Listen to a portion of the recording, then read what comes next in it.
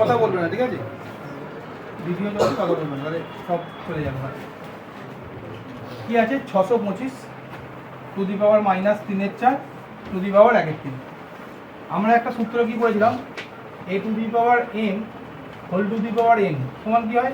a to the power mn করেছি, তাই তো রাকেশ? এই সূত্রটা দেখালাম তো একটু আগেই। a to the power m whole to the power যদি n হয় কি হয়ে যায়? a to the power mn। ঠিক তেমনই দেখো, এই 625টাকে আমরা যদি a ধরি, আর এই -3/4টাকে আমরা যদি m ধরি, আর 1/3টাকে যদি n ধরি, তাহলে পাওয়ারটা কি হয়ে যাবে? পাওয়ারটা গুণ হয়ে যাবে, বেসটা বেসের জায়গায় থাকবে। তাহলে 625 টু দি পাওয়ার -3/4 গুণ 1/3, তাই তো? তাহলে দেখো 3 কেটে গেল, 1/4 পড়ে রয়েছে, একটা মাইনাস সাইন আছে। এইবার একটা জিনিস খেয়াল রাখবে, এইখানে যে সংখ্যাটা আছে, মানে বেসে যে সংখ্যাটা আছে, সেই সংখ্যাটার পাওয়ার এমন সংখ্যা হবে যার এই নিচেতে যে সংখ্যাটা আছে, এটা চান্সটা বেশি, 80 থেকে 90% চান্স। মনে করো a টু দি পাওয়ার 4 হবে, কারণ এখানে 4 আছে। যদি এখানে 5 থাকতো তাহলে 5 হওয়ার চান্স বেশি থাকতো, ব্যাপারটা বোঝা যাচ্ছে? তার মানে এর শেষে যেহেতু 5 আছে, তাহলে 5-এর কোনো একটা পাওয়ার হবে। তাহলে এই এটার জায়গায় আমি যদি 5 টু দি পাওয়ার 4 করি, তাহলে 625 হবে। তাহলে 5 টু দি পাওয়ার 4 সমান কত? 625, তাই তো? এইবার তাহলে 5 টু দি পাওয়ার 4, মানে এই লাইনটা আমি আগে করলাম, আগে আমার এই লাইনটা করা উচিত ছিল, কিন্তু বোঝানোর খাতিরে আমি এটা করলাম। তাহলে 4 গুণ, মানে যেটা পাওয়ার সেটার সাথে তো আরও পাওয়ারগুলো গুণ হয়ে যাবে। 4 গুণ 1/4, আর এখানে একটা মাইনাস সাইন ছিল, তাহলে এই 4 কেটে গেল, তাহলে 5 টু দি পাওয়ার -1 হয়ে গেল। এইবার 5 টু দি পাওয়ার -1 হয়েছে বলে পাওয়ার যদি মাইনাস থাকে, তখন মাইনাসটা তোলার জন্য 1 বাই কী হয়ে যায়? সেই সংখ্যাটা। মানে অ্যাকচুয়ালি 5 টু দি পাওয়ার 1 মানে কি? শুধু 5। কোনো সংখ্যার পাওয়ার যদি 1 থাকে, মানে সেই সংখ্যাটা নিচে। তাহলে 5 টু দি পাওয়ার 1 আছে মানে 5 নিচেই, তাই তো? কিন্তু যেহেতু এখানে -1 আছে, তাই -1-এর জন্য কি হবে? -1টাকে আমার তুলতে গেলে 1 বাই করতে হবে, তাহলে 1 বাই 5। এটাই তো উত্তর। ব্যাপারটা বোঝা গেল তো? এইবার এটা যদি আমি এক লাইনে করতাম,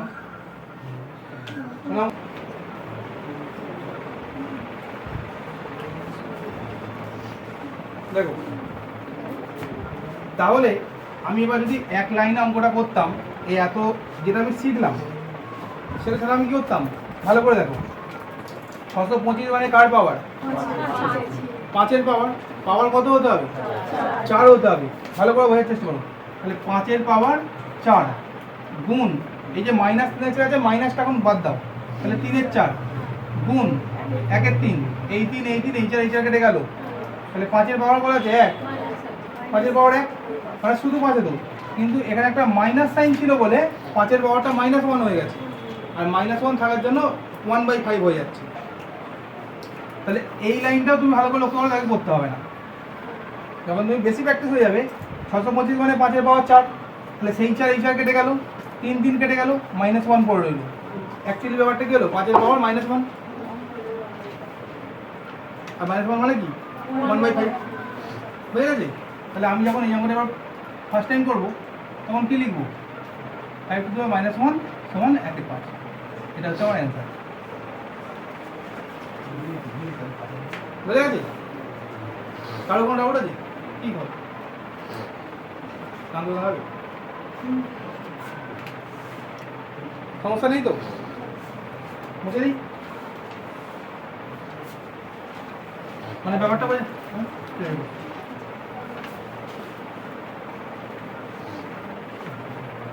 মানে ব্যাপার, এবার মনে করো 125 টু দি পাওয়ার 1/3, সরি 4/3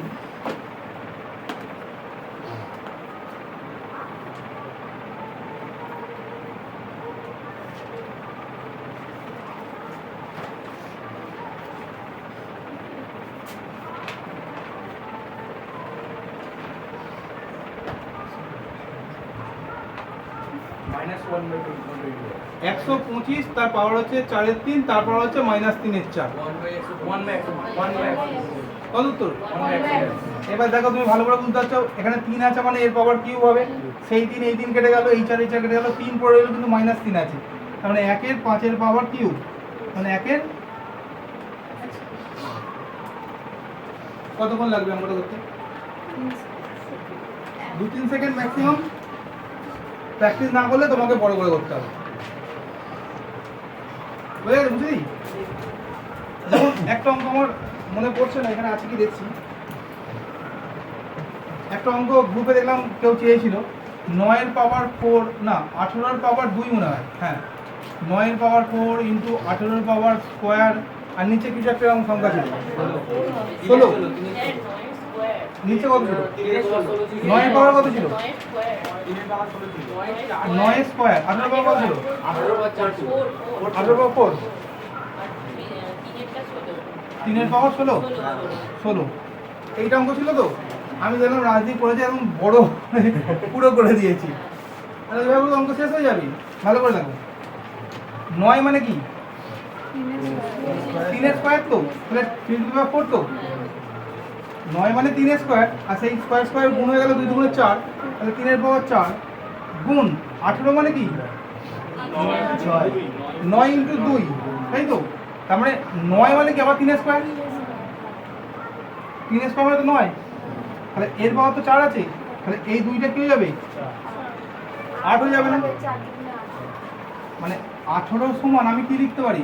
9 গুণ 2। এটা সমান আমি কি লিখতে পারি? 3 এর স্কোয়ার ইন্টু 2, পারি তো? তাহলে এই যে 3 এর স্কোয়ার আর এই যে পাওয়ার 4 ছিল, তাহলে এই স্কোয়ার আর 4 মানে 2 আর 4 গুণ করলে কত হয়? 8 হয় না? সেই একটা তো এইটা গুণ 2 এর পাওয়ার তো 1 আছে মানে কিছু নেই, 1 এর সাথে 4 গুণ করলে 4ই হয়, তাহলে 2 টু দি পাওয়ার কত? 4। বুঝে গেছে? এইবার নিচে কত ছিল? 3 টু দি পাওয়ার 16। আমি নিচে না লিখে পাশে 3 টু দি পাওয়ার -4 লিখতে পারবো না? পারবো তো? তাহলে দেখো এখানে 3 এর পাওয়ার 4 আছে, এখানে 8 আছে, 4 8 কত হয়? 12। 12 থেকে -16 করলে কত হয়? -4। তাহলে আমি সমান লিখতে পারি 3 টু দি পাওয়ার -4। এটা কে বুঝতে পারলে না বলো? সবাই পেরেছো? বলছি আগে এটা বললো, আচ্ছা এটা আগে বলেছো। 18 মানে কি? 9 গুণ 2 তো। 18কে আমি এমন সংখ্যায় ভাঙবো যার পরে আর ভাঙা যাবে না। তাহলে 18কে 2 দিয়ে গুণ করলে 9 আসে। 9 মানে কি? 3 এর বেস তো। 9 এর বেস তো 3, 3 এর স্কোয়ার করলে তো 9 পাই। তাই জন্য আমি এই 9টাকে পরের লাইনে 3 এর স্কোয়ার করলাম। আমি একবারই করতে পারতাম, কিন্তু ভেঙে দেখানোর জন্য ফার্স্ট টাইম 9 ইন্টু 2 করলাম। সেই 9 2টা পরে এই 9টাকে আমি 3 এর স্কোয়ার লিখলাম। ঠিক আছে? কেন 3 এর স্কোয়ার করলাম? কারণ 3 যখন বেস হয়ে যাবে 3 এর থেকে আর নিচে আমি নামতে পারবো না। 2 3 5 এর নিচে নামতে পারবো, কিন্তু 4 হলে আমি আবার নামতে পারবো। 4 মানে কি? 2 এর স্কোয়ার। 9টা বুঝতে পেরেছো? তাহলে 3 এর স্কোয়ার করলাম এই 9টার জন্য। এবার আমার তো এই 18 মানে 18 এই টোটালটার পাওয়ার তো 4 ছিল, তাহলে এই টোটালটার পাওয়ার 4, এই টোটালটার পাওয়ার 4। তাহলে এই 3 এর স্কোয়ারটার জন্য এই 2 এর 4 দিয়ে গুণ করলে 8 হয়ে যায় না? সেই আর এইটা, এই যে 2 এর পাওয়ার 1 আছে, 1 আর 4 গুণ করলে 4 হয়ে যায়, এই 4টা এইটা। তাহলে এবার 3 এর পাওয়ার কি আছে? +4, এখানে এখানে +8, আর এখানে -16। তাহলে কি হয়ে যায়? -4। তাহলে 3 টু -4। বুঝে গেছে? এই পর্যন্ত বুঝে গেছে তো? এইবার লাস্টে কি পড়ে রয়েছে? 2 টু দি পাওয়ার 4, তাহলে ইন্টু 2 টু দি পাওয়ার 4, তাই তো?